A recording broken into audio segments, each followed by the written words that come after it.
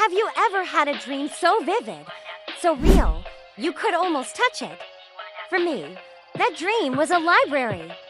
Not just any library, mind you. This one floated in the velvet blackness of space, drifting silently between shimmering constellations. Every night, I'd find myself there, walking through aisles of impossible height, surrounded by books that didn't just hold stories, they held forgotten dreams.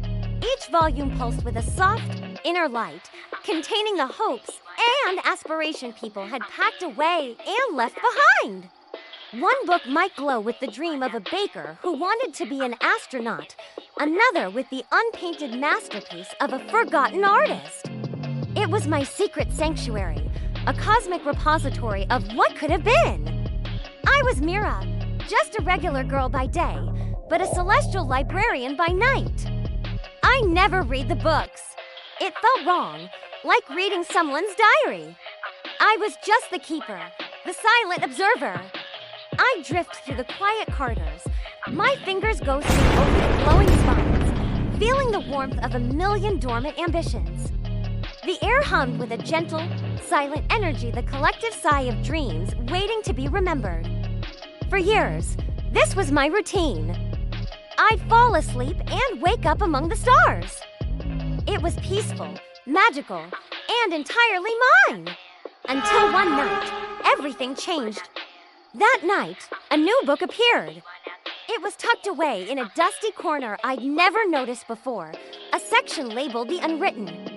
Unlike the others, this book didn't glow. It was bound in dark, cracked leather, completely unmarked, and it seemed to absorb the light around it. It felt cold to the touch, heavy with a sense of finality that sent a shiver down my spine. A strange curiosity, one I'd never felt before, pulled me in. It was a feeling I couldn't ignore, a magnetic force drawing my hand to its cover. With a deep breath that created no sound in the vacuum of space, I opened it. The pages were blank, at first.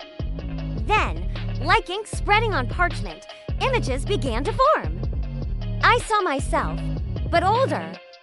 I was in a small, gray office, staring at a computer screen, the light from the monitor casting tired shadows on my face. The vibrant, adventurous person I always hoped to become was gone. My dream of traveling the world, of filling sketchbooks with wonders from distant lands, had vanished. The pages turned on their own, faster and faster, showing me a life of quiet resignation, a slow, colorless fade into obscurity. My brightest future, the one I held so dear in my waking hours, was literally disappearing before my eyes. Panic seized me. This wasn't just a story, it was a prophecy. My prophecy. As I reached the final page, the ink depicting my future began to dissolve, turning to dust and flaking away. A single line of text appeared at the bottom, glowing with a faint, desperate light.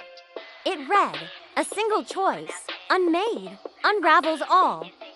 I knew then what I had to do. This book wasn't just showing me my future, it was offering me a chance to change it. I looked at the page, at the fading image of my older, sadder self, and I placed my hand on it. The book pulsed, and the world dissolved. I wasn't just reading the story anymore. I was falling into it. I landed not in the gray office, but on a busy city street from my past. It was 10 years ago. I was 18, standing at a crossroads literally and figuratively. To my left was the bus station, a ticket to art school in a new city clutched in my hand. To my right was the local community college, the safe choice my family had pushed for. In my memory, I had turned right. I'd listened to the voices of reason and practicality, telling me that art was just a hobby. I'd let fear win.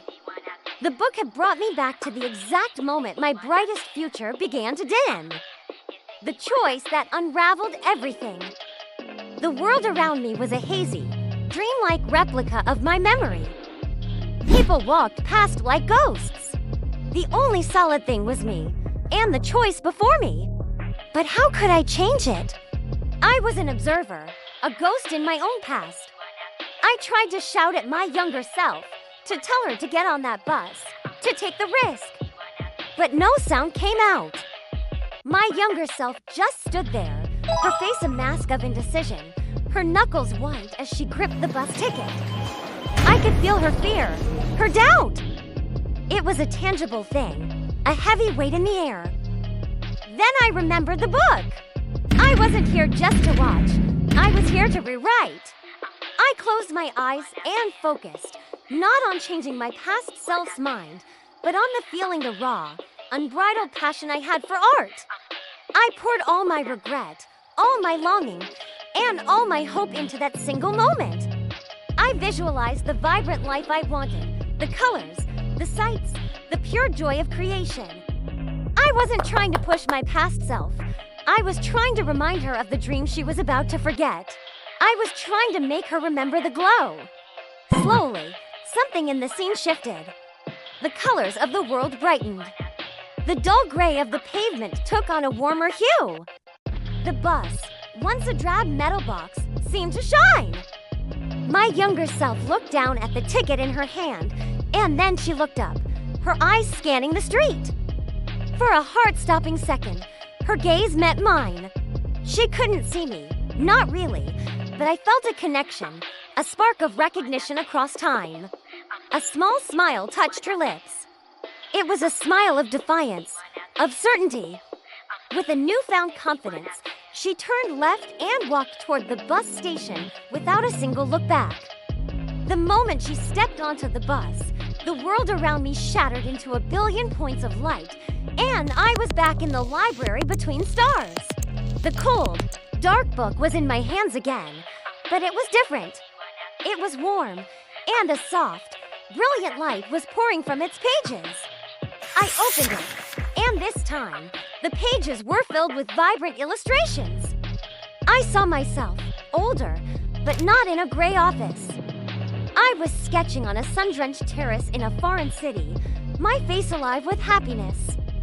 I saw gallery openings, passports filled with stamps, a life bursting with color and adventure. I hadn't just saved my future. I had rewritten it into something more beautiful than I could have ever imagined. The book, now glowing as brightly as any other in the library, floated from my hands and settled onto a shelf, its spine now bearing my name, Mira's dream, reclaimed. I realized then that the library wasn't just for forgotten dreams. It was also for the ones we fight for.